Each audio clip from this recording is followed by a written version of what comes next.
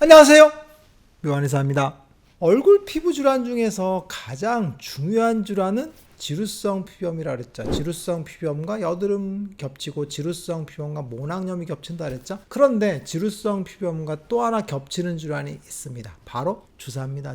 주사 피부염은 얼굴 피부 질환 중에서 가장 복잡한 질환이다라고 보시면 돼요. 주사 피부염이 왜 복잡하냐면 주사 피부염은 지루성 피부염과 주사가 병발되는 경우들이 있고 주사 단독으로 발생하는 경우도 있기 때문에 이걸 구분하기가 굉장히 까다롭습니다. 최근에 오셨던 환자분 케이스를 한번 이야기해 볼게요. 동네 피부과에서 1년 동안 지루성 피부염 치료를 받았다라고 하세요. 그래서 처음에는 PD정, 스테로이드제죠. 그리고 항히스타민제, 그리고 바르는 스테로이드제를 줬다라고 하시거든요. 그런데 아무리 발라도 안 나아요. 점점점 심해졌다라고 하시거든요. 그래서 서울대병원을 가니까 바로 주사 피부염이라고 진단을 합니다. 그리고 서울대에서는 마이신 항생제를 주고 그리고 항히스타민제 그리고 로섹스겔 그 다음에 엘리델 같은 걸 처방했다라고 하시거든요. 아침에는 로섹스 저녁에는 엘리델 쓰라고 처방해 줬다고 합니다. 그리고는 한마디를 했대요. 스테로이드제는 절대 쓰지 마세요 라고 이야기했다라고 합니다.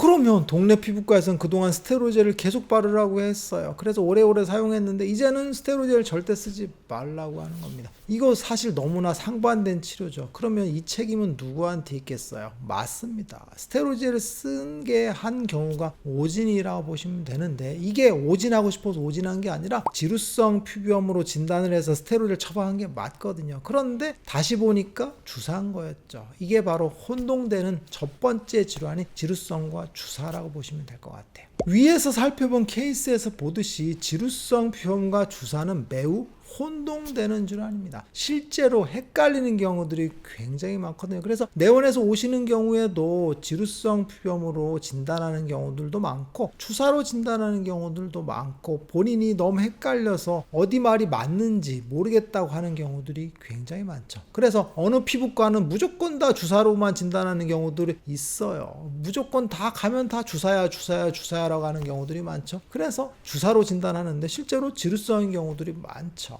이게 왜 이런 혼동이 되냐면 사실은 지루성 피부염과 주사가 증상이 변화되는 과정에서 진단하기 때문에 그렇습니다. 변화되는 상황에서 한 단면만을 보고 진단하게 되면 지루성으로 보일 수도 있고 또 반대로 더 진행된 경우에 보게 되면 이쪽 측면에서 보면 주사로 진단할 수도 있죠. 그래서 병이 어떻게 해서 어떻게 흘러갔는지를 살펴보는 게 중요하죠. 그래서 저 같은 경우 치료할 때 과거 사진을 보기도 하거든요. 과거에는 어땠는지. 그러면 굉장히 큰 힌트가 되거든요. 왜 그러냐면 증상 자체가 어떻게 변하는 과정을 볼 수 있기 때문에 이때부터 주사로 바뀌었구나라는 걸 알 수 있겠죠. 그러면 우리 일반인들이 사실 지루성 피부염과 주사를 구분하는 건 거의 불가능합니다. 의료인들도 굉장히 진단을 혼동스러워하는 게 지루성과 주사인데 일반인이 구분할 수 있는 건 거의 불가능하다고 보시면 돼요. 그러면 구분할 필요가 있긴 하죠. 그래서 제가 결론부터 말씀드리면 얼굴이 가렵고 코 주변이 붉어지고 하는 경우는 그냥 지루성 피부염이라고 보시면 돼요. 그리고 가려움증이 별로 없고 약간의 따가움만 있다라고 한다면 그냥 주사 경향성이 더 많다라고 이해하시는 게 가장 정확한 진단이라고 보시면 돼요. 깊이 들어가면 대부분 틀립니다. 그래서 가려우면 지루성, 가렵지 않으면 주사 이렇게 이해하라고 보통 얘기하거든요. 그러면 이제 본격적으로 깊게 들어가 볼게요.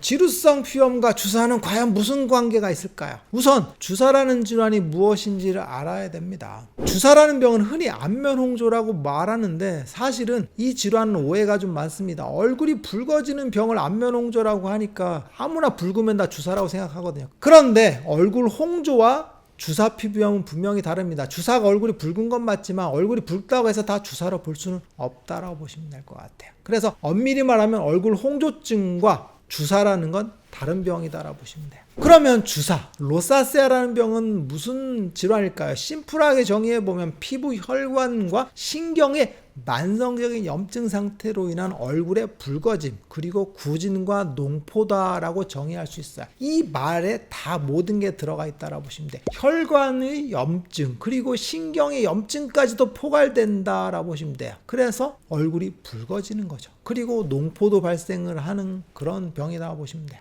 양방 피부과적으로 보면 주사의 원인으로 지목되는 게 사실 여러 가지가 있죠. 피부 장벽의 파괴, 모낭충의 이상 증식, 아니면 여드름균의 증식 그리고 스테로이드의 오남용, 각종 레이저의 사용, 그리고 화장품의 과사용에 의한 피부 기능 이상, 아니면 자외선, 그리고 피부의 열에 의한 노출, 이런 것들이 원인 학설로 분류되거든요. 그런데 이런 원인들을 정확하게 따져보면 사실 열에 의한 노출, 그리고 피부에 자극되는 부분들, 이런 부분들이 주사를 야기한다라고 보시면 될 것 같아요. 그래서 주사 피부염을 치료적으로 분류하면 사실은 4가지 정도로 분류하죠. 그래서 홍반 혈관 확장형이라고 하죠. 얼굴이 붉어지는 타입이라고 보시면 될 것 같아요. ETR 타입이라고 하거든요. 그리고 굳은 고름 물집형 타입이라고 하거든요. 여드름 같은 뽀로지들이 발생하는 거죠. 그래서 얼굴에 막 여드름 같은 게 나는데 이게 바로 여드름과 모낭염과 가장 혼동되는 타입이라고 보시면 돼요. PPR 타입이라고 하거든요. 그리고 세 번째는 딸기코 형태라고 해서 얼굴 중에서 코 주변이 붉어지는 형태가 되는데 이건 사실은 PPR 타입과 같이 겹쳐지는 경우들이 많죠. 그리고 안주사형이라고 해서 눈에 침범하는 경우도, 눈에 다래끼 같은 형태들이 발생하는 게 안주사형. 그래서 주사는 4가지로 분류하게 되겠죠. 그런데 임상적으로 보면 사실 2가지로 분류할 수가 있어요. 무슨 얘기냐면 지루성 피부염이 있는 경우, 그리고 지루성 피부염 없이 주사 단독으로 발생하는 경우로 분류하면 사실 치료적으로도 굉장히 편하고, 그리고 질환을 분류할 때도 굉장히 간단하다고 보시면 돼요. 그래서 첫 번째는 지루성 피부염과 주사가 동반되는 경우죠. 무슨 얘기냐면 지루성 피부염이 오랫동안 지속이 되면 습진이 낫지 않고 유지가 되겠죠. 그러면 이 지루성 피부염으로 인해서 혈관이 확장되고 신경이 과민해지는 경우가 굉장히 많습니다. 이런 경우들이 점점 지루성이 안 낫고 지속이 되면 주사를 끼는 경우가 있어요. 그래서 홍조형 타입, ETR 타입이 발생하는 경우들이 많거든요. 이때 또 하나의 변수가 바로 스테로이드의 과사용입니다. 스테로이드성 주사라고 들어보셨을 거예요. 스테로이드를 많이 쓰게 되면 혈관이 확장되거든요. 스테로이드를 많이 써서 혈관이 확장되니까 주사가 발생을 하는 겁니다. 그래서 지루성 피부염과 주사가 같이 겹쳐지는 경우들은 굉장히 많죠. 스테로이드에 의해서도 발생을 하고, 지루성 피부염의 홍조형 타입이 치료가 안 됐을 때 주사의 ETR 타입으로 변형되는 경우들이 많죠. 그래서 지루성 피부염이 80%, 주사가 20% 이런 경우들도 많다라고 보시면 돼요. 그리고 두 번째 경우는 지루성 피부염의 모낭충이 동반되는 경우죠. 사실 저는 이걸 굉장히 중요시하거든요. 지루성 피부염이 오래된 경우에 아까 얘기했던 것처럼 여드름이 동반된다고 했죠. 그리고 모낭염도 동반된다고 했죠. 그리고 바이러스도 동반된다고 했죠. 이런 것들이 감염이 되거든요. 그 중에서 또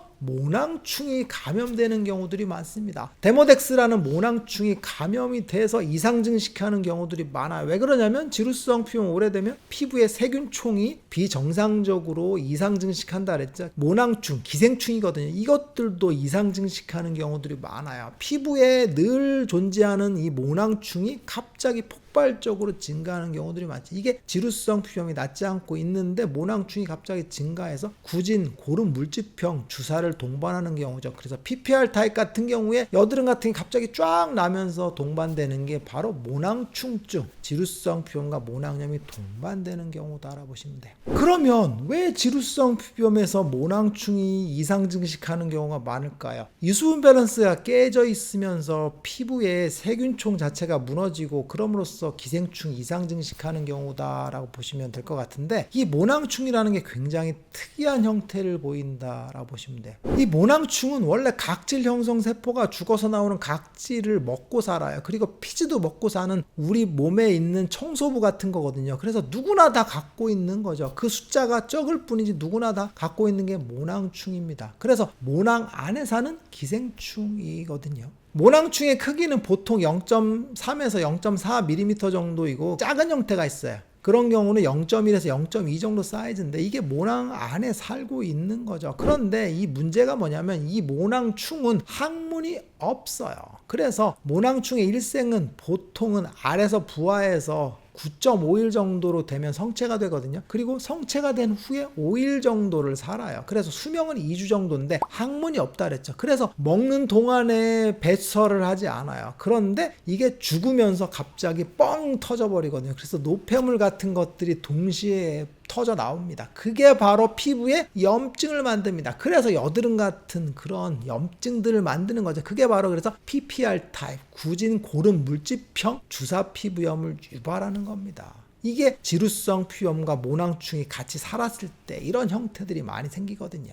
그래서 지루성 피부염이 오래된 경우에 피부의 항상성, 유수분 밸런스가 깨져 있고 그리고 피부가 예민한 상태가 되겠죠. 이런 상태가 되니까 모낭충이 이상 증식하기 좋은 환경이죠. 거기에다가 화장품의 과사용 그리고 레이저 시술을 무분별하게 했을 때 모낭충이 더 많아지는 거죠. 화장품을 많이 사용하는 거 이것도 굉장히 문제가 있죠. 흔하게 자외선 차단제를 매일 사용하는 경우가 대표적이라고 보시면 돼요. 얼굴에 선블럭을 딱 바르면 에나멜층에 코팅이 되거든요. 그러면 피부가 숨을 못 쉬죠. 근데 아까 얘기했던 것처럼 모낭충 모낭 안에 산다 그랬죠. 그러니까 선블럭을 바르니까 모낭충이 살기 좋은 환경이 딱 조성이 되죠. 습하고 피지도 꼼꼼하게 잘 생기거든요. 그러니까 먹고 살기 좋은 환경이 되죠. 그러니까 화장품에서 모낭충이 이상 증식하는 거죠. 대표적인 게 자외선 차단제 매일 쓰는 거죠. 그리고 유분기가 많은 화장품, 파운데이션이나 이런 것들을 매일 바르게 되면 모낭충이 증식하게 되겠죠. 그래서 여자분들이 갑자기 주사가 생기는 경우가 바로 지루성 피부염이 있는데 모낭충이 증식하는 경우다 알아보시면 돼요. 그리고 두 번째 경우는 레이저의 무분별한 사용입니다. 얼굴이 예뻐지기 위해서 레이저를 많이 쓰죠. 그래서 매일매일 토닝을 하거나 아니면 강한 레이저를 쏘이게 되겠죠. 그러면 피부에 자극을 주겠죠. 그러면 지루성 피부염에 의한 습진도 자극이 되고 그리고 피부에서의 정상적인 유수분 밸런스도 깨져버리죠. 왜 그러냐면 아무래도 열 자극을 주면 피부가 정상 상태를 잃거든요. 그럴 때도 기생충이라는 모낭충도 갑자기 균형을 깨져버립니다. 그러면 나쁜 기생충들이 이상 증식하는 경우가 바로 모낭충이 증식하는 경우다라고 보시면 돼요. 마치 평화로운 모낭충 마을에 외계인이 와서 이상한 빛을 쫙 쏘였어. 그랬더니 모낭충이 막 증식하는 겁니다.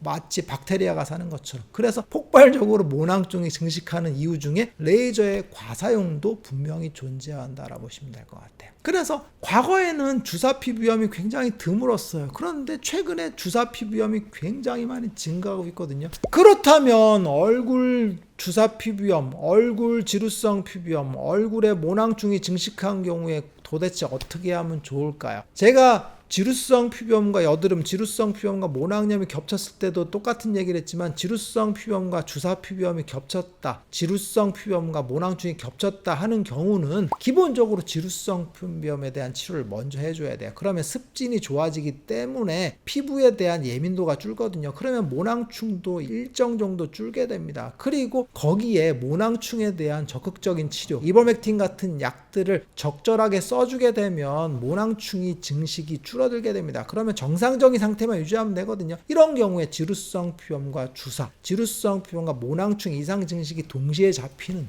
그런 상태가 되겠죠. 그러면 얼굴의 지루성과 주사가 동시에 사라지는 그런 상태가 된다라고 보시면 될 것 같습니다. 오늘 시간에는 지루성 피부염에 병발되는 질환, 모낭충 이상 증식, 그로 인한 주사 피부염에 대해서 한번 알아봤어요. 주사 피부염 같은 경우는 주사 단독으로 발생하는 경우들이 있고 그리고 지루성과 같이 겹쳐지는 경우들이 있습니다. 그런 경우에 선행 질환이 지루성이 있다면 지루성을 먼저 치료해주고 그리고 모낭충에 대한 치료를 동시에 치료해주면 얼굴이 깨끗한 상태를 유지한다라고 보시면 될 것 같습니다. 묘한의사에게 궁금한 거 있으면 댓글 남겨주세요. 영상을 통해서 답변하겠습니다. 빠잉.